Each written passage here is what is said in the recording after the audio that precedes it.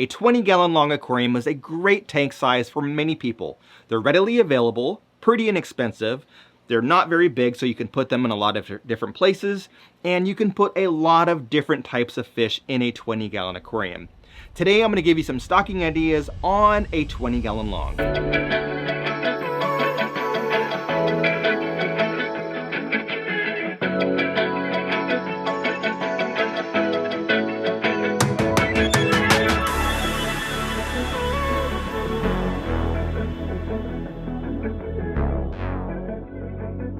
Hey fish friends, how's it going? Hope you're doing well. My name is Zenzo from Tazawa Tanks. Now, recently I was talking to a colleague of mine. Her name is Irene from Girl Talks Fish. You probably know her YouTube channel. And we both also work for the larger company Aquarium Co-op. So anyway, her and I were having a conversation and I kind of convinced her to get a 20-gallon long aquarium. And so I think she's looking for some ideas on what to put in there. So let's hear from Irene. I think a 20-gallon long would be perfect for my kitchen counter because I just got rid of my 10-gallon. I need some stocking ideas. So you gotta help me out here, Zenzo. You're my only hope. I'm your only hope? What am I, Obi-Wan Kenobi? Is it my white hair that makes me look all old and wise like that? Anyway, I think the 20-gallon long is a great tank for your kitchen counter. So here's my first recommendation. That's gonna be a figure 8 puffer. Now a figure 8 puffer is a small puffer fish. They are very cute to look at. They've got kind of a yellowish gold coloration with black markings and a white belly. They've got those big, beautiful, bubbly puffer eyes that just makes you want to like spend time and hang out with them and feed them. They do prefer brackish water though, so you can keep them in fresh water. When you see them at the pet store, you'll see them in fresh water, but really they should be kept in brackish water.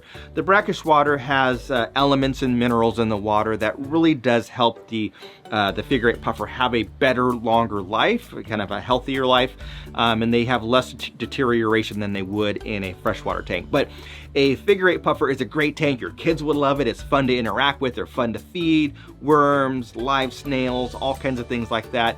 But it is brackish, so you'll have a little bit of challenge if you want to keep, lots of different plants and things like that in your tank. But a very fun fish.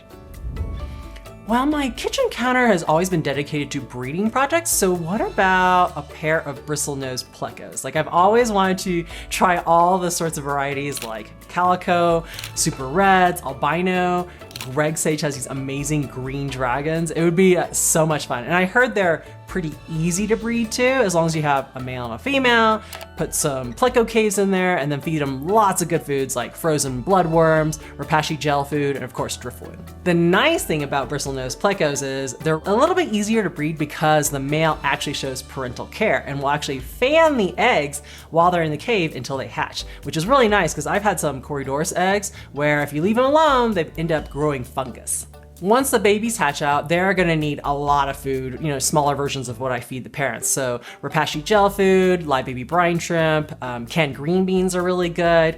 I'm probably gonna have to end up doing a lot of water changes to keep the water quality high and the fry healthy. So if I end up getting too many babies, I can always separate out the parents so they won't breed anymore. And then of course, sell some of the babies to my local fish store. Yeah, bristlenose plecos would be fun, and doing some kind of breeding thing in a 20-gallon long could be done. It is a lot of work, and then you've got lots of babies that you gotta get rid of. So if you're looking for like a work tank or something to breed, then yeah, that could be fun, and they are fun to look at.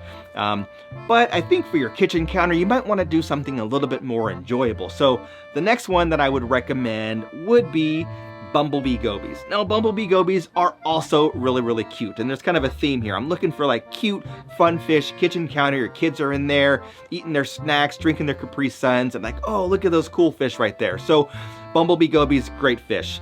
Very small, they look like a bumblebee, so yellow and black coloration. They are carnivorous, so also fun to feed. Put little worms in there, baby brine shrimp, things like that.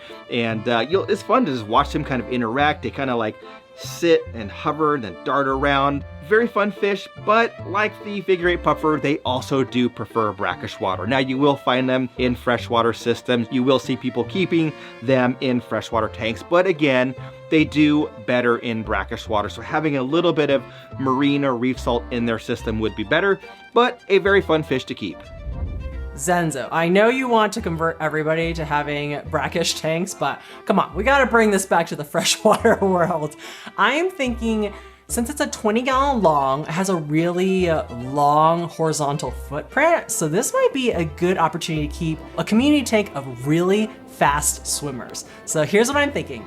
Maybe a school of Pseudomogil luminatus, like the red neon blue eye rainbow fish, which I've never kept before. They would stay on the upper half. And then for the bottom half of the tank, maybe a swarm of dwarf chain loaches. I think that'd be really cool. They're both super energetic species, but really peaceful. And I don't think one group would outcompete the other when it comes to feeding time. And then since the tank is only about a foot tall, it'd be pretty easy. Like I wouldn't need a super powerful light in order to maybe raise some medium to highlight plants, which I've never really kept either.